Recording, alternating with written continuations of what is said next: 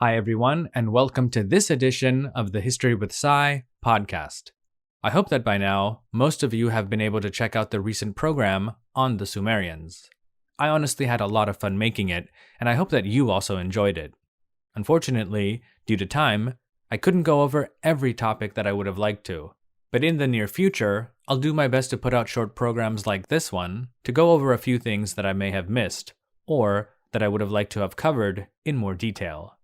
One of these topics dealt with the Amorites, a people who were blamed in antiquity for bringing about the ultimate downfall of Sumerian civilization in the late 3rd millennium BC.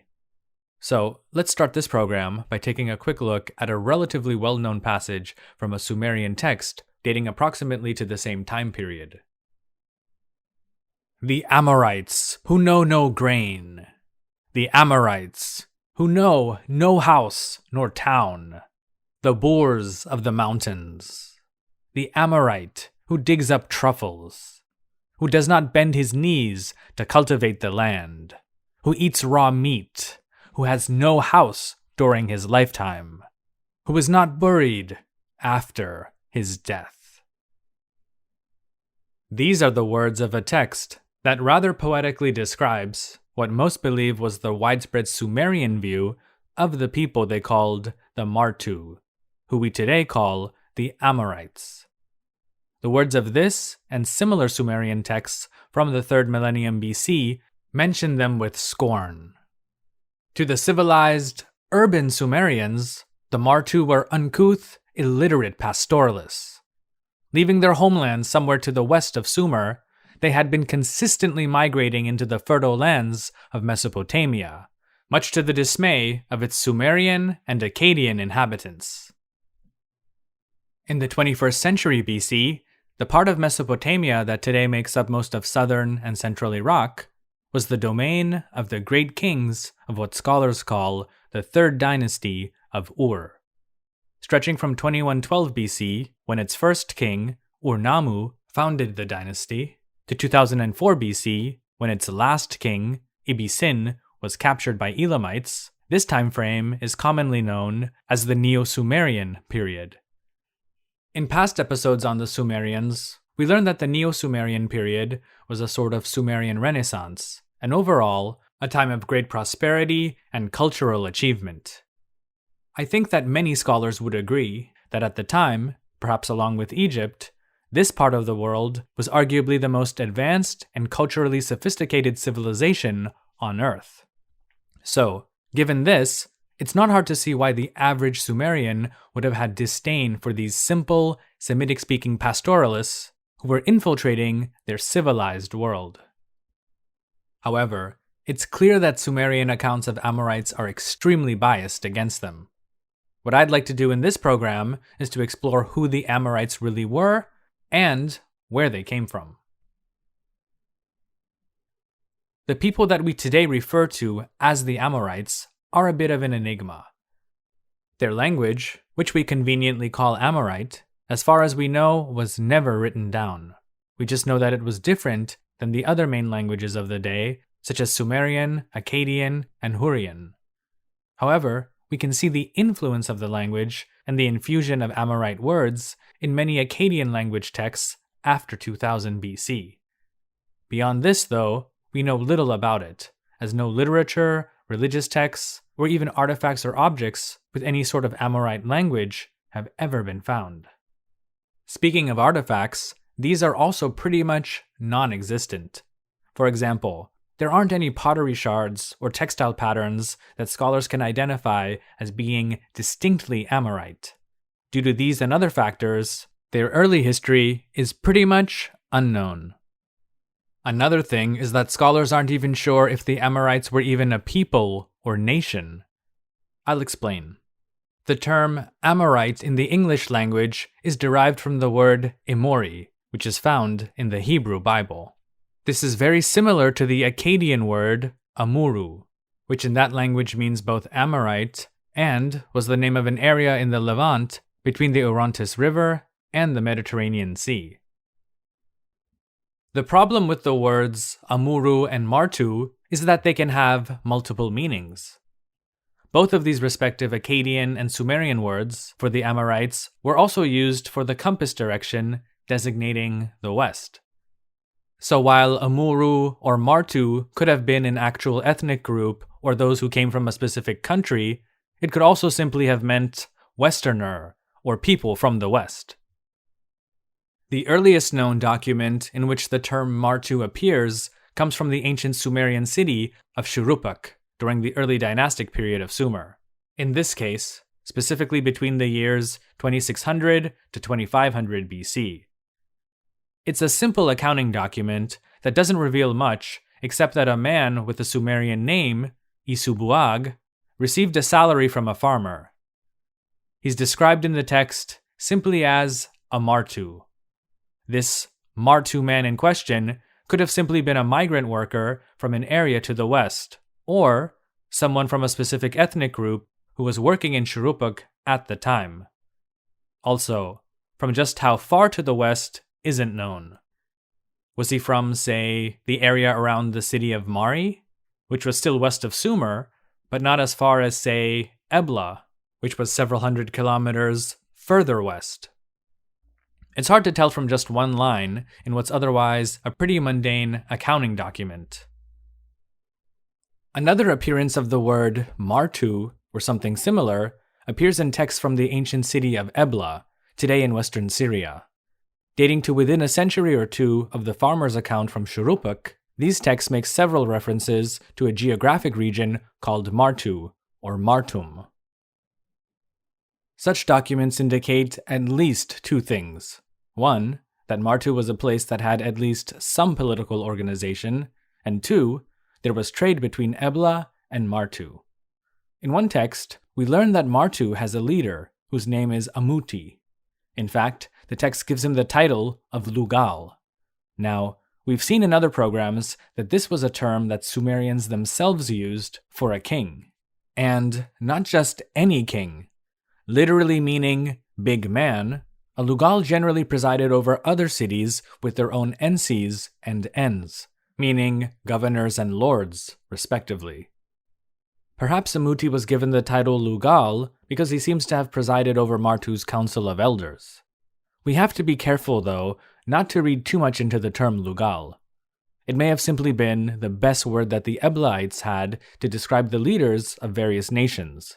In this case, what may have been no more than a simple tribal confederacy of pastoralists, and not an established state. Regardless of who they really were, the documents from Ebla indicate that the Lugal of the Martu, as well as the members of the council, each received 3 items of clothing: a cloak, a tunic, and a girdle.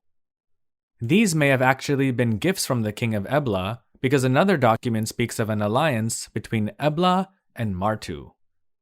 Other texts from the Ebla archives tell of an armed conflict between the nearby city of Imar, one of Ebla's regional rivals, and Martu.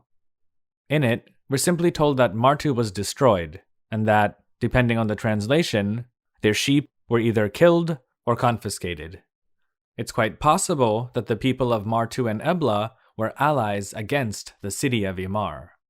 That last part is actually my opinion. It's not stated explicitly in any text that I've come across, but given the other information that we have, to me, it makes a lot of sense that a larger power, such as Ebla, would use simple pastoralists, like herdsmen from Martu, as proxies to cause trouble for their regional rival, in this case, Imar. A few hundred years later, around 2200 BC, the Akkadian king, Shar-Kali-Shari, the great-grandson of Sargon the Great, reports defeating a people known as the Martu at a place called Basar, an area believed to be the Jebel Bishri mountain range west of the Euphrates, perhaps a couple hundred kilometers northwest of the site of Palmyra. Some have proposed that this may have been the homeland of the Amorites. As we went over earlier, Martu was the Sumerian name for the Amorites. But what about the Akkadian word, Amuru? Where does that come from? One possibility, according to French Assyriologist Jean-Marie Durand, is that it may have been derived from the Akkadian word mur, or maru, meaning to be bitter, which may be a reference to the salty water of the Mediterranean Sea. For the people of ancient Mesopotamia in the 3rd millennium BC, these waters may have been as far west as they could have gone, hence the compass direction for west, Amuru. However, in the 2nd millennium BC, the terms Amuru and Amurum appear in the archives of other Near Eastern kingdoms, such as those of Mari and Egypt. One letter from Mari associates a tribal confederation known as the Binu Yamina with 3 areas to the west, Yamhad, Katna, and Amurum. The text reads, "While the land of Yamhad, the land of Katna, and the land of Amurum are the range of the Binu Yamina, and in each of those lands the Binu Yamina have their fill of barley and pasture their flocks." In a letter dated to around 1770 BC, during the reign of the last king of Mari, Zimri-Lim, who himself was an Amorite, there is mention of Amuru figs delivered from the region of Yamhad, an area that at the time was also ruled by another extremely powerful Amorite dynasty. Perhaps the most well-documented references to a place called Amuru come from the 14th century BC letters of Rib-Hadda, the ruler or governor of Byblos. These letters, part of the corpus we now call the Amarna letters, are addressed to his overlord, the Egyptian pharaoh. Byblos was, and still is, one of the busiest ports along the coast of the eastern Mediterranean, in what's today modern Lebanon. Amuru was a bit further to the north, and consisted of the coastal lands between the Mediterranean Sea and the Orontes River, what would today be around the border of northern Lebanon and western Syria. In these letters, Rib-Hadda constantly complains about bands of marauders led by a sort of pirate king named Abdi-Asherta, and later his son, Aziru. Though technically on the frontiers of the then Egyptian Empire, the pharaohs in reality had little control over the area, and eventually, Aziru abandoned Egypt and made an alliance with the rival Hittite Empire, in addition to signing a separate treaty with the wealthy city-state of Ugarit. Let's get back to Mesopotamia. We know that Sumerian texts and literature described the Martu, or the Amorites, as a great nuisance, so much so that the second king of the 3rd dynasty of Ur, Shulgi, ordered the construction of a border wall in northern Mesopotamia from part of the Euphrates to the Tigris River in an attempt to keep them out. Ultimately, the wall didn't work, and the Amorites found ways to get through or simply around it. By the reign of the 3rd dynasty of Ur's last king, Ibisin, much of his rapidly diminishing empire had now been infiltrated by various Amorite tribes. In a well-known exchange of letters between the last Neo-Sumerian ruler, Ibisin, and one of his generals, Ishbiera, the latter tells the king of how the Amorites are everywhere and that they're responsible for the disruption in the transportation of grain to the capital city of Ur. Ishbiera writes, "Reports that hostile Amorites had entered the country were heard, and all the grain was brought to Isin. Now the Amorites in their entirety have entered the heart of the country and have taken the great fortresses one by one." Ishbiera then requests that he be put in charge of both Isin and the holy city of Nippur, which along with nearby Pizrush Dagan were great food and supply storehouses. Ibisin, reluctantly, agrees, but tells him to hurry and send the desperately needed grain to Ur. Whether or not the grain ever made it there is unknown, but a few years later, Ishbiera declared his independence from Ibisin and founded his own dynasty based in the city of Isin. A little over a decade later, the Neo-Sumerian Empire itself died when the Elamite king Kindatu captured and plundered the city of Ur in 2004 BC, taking not just grain and gold, but also Ibisin back with him to Elam. Within a century of the fall of Ur, new Amorite dynasties had been firmly established in the cities of Kish, Larsa, Sippar, Uruk, and Babylon. A lot of what we know about the Amorites and their presence in Mesopotamia after 2000 BC comes from Akkadian language texts that bear what are clearly Semitic names and words, but that at the time were foreign or unfamiliar to the region of central and southern Mesopotamia. What I mean by this is that the Amorites brought with them a whole new vocabulary of new words, as well as social customs that were different than those of the already established Sumerian and Akkadian populations. At the same time, they also assimilated themselves into the Sumero-Akkadian culture of their new homelands by adopting the Akkadian language, which, being a fellow Semitic tongue, had many similarities with their own. One might wonder as to how Amorites were able to rise to positions of power in Mesopotamia so quickly after the fall of the Neo-Sumerian Empire. After all, they were simple pastoralists who were not accustomed to urban life and farming, let alone running a state. What happened is that as the authority of the centralized state based in Ur began to break down, men from Amorite tribes were hired as mercenaries by many local NCs for both their personal security as well as that of their respective cities. As their independence from Ur grew and turf wars between cities began, they relied on these Amorite mercenaries even more. It's partially through their close contacts with the ruling establishments of these cities, their rulers and military officers, that various groups of Amorites learned a lot with regard to running a small state. However, being a tribal society, Amorite loyalty was more with their respective clans than the local NCs they served. And so, within a short period of time, they began to use their new positions for the benefit of their respective Amorite chieftains, who in the local language were called Rabbian Amurim. It's these men who would go on to become the real power brokers in Mesopotamia. One example comes from the city of Eshnunna, the ruins of which today are in the Diyala River Valley, northwest of the Iraqi capital of Baghdad. Soon after the fall of the third dynasty of Ur, Eshnunna's ruler, Bilalama, married the daughter of Abda El, an Amorite chieftain, or the Rabbian Amurim of his tribe. Abda El's son, Ushashum, was also married to one of Bilalama's cousins. These were obviously politically motivated marriages that in theory benefited both sides. On the one hand, Bilalama could rely on Abda El's protection against his enemies. In return, the Amorite chieftain not only received some sort of payment for the services of his men, but also raised his status by now being closely affiliated with one of the local, and often noble houses of Mesopotamia. This also allowed him to request special favors from the local NC.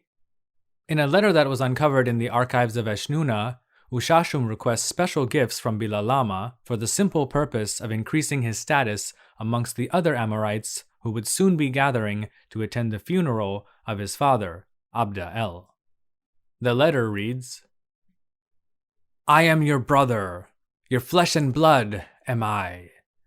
A stranger might be hostile, but I remain at your beck and call.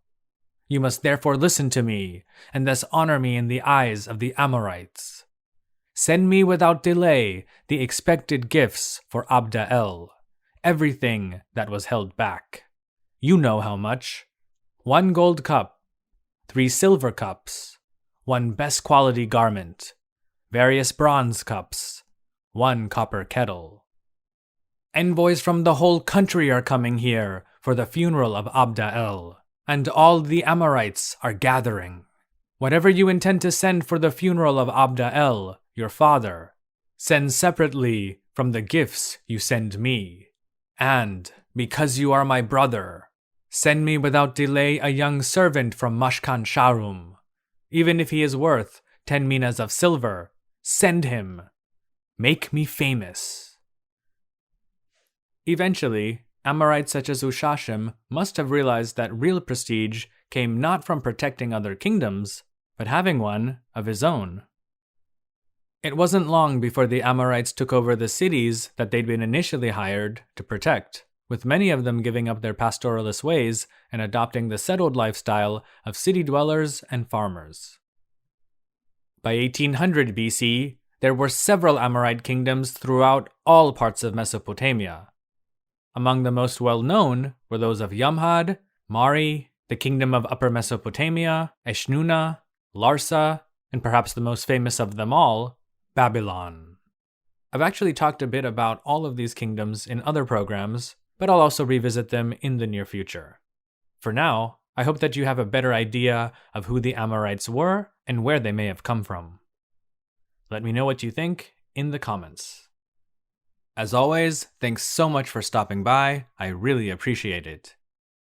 I'd also like to thank GrandKek69, Yap de Graaf, Pasta Frola, Michael Lewis, Tobias Winder, 1xTV, Cher Cam, Farhad Kama, Danny Van Hecke, Danielle Allen, and all of the channel's patrons on Patreon for helping to support this and all future content. Check out the benefits to being a Patreon member, and if you'd like to join, feel free to click the link in the video description. You can also follow History with Sai on Instagram, Facebook, and Twitter, as well as continue to listen to special audio programs on the History with Sai podcast. Thanks again, and stay safe.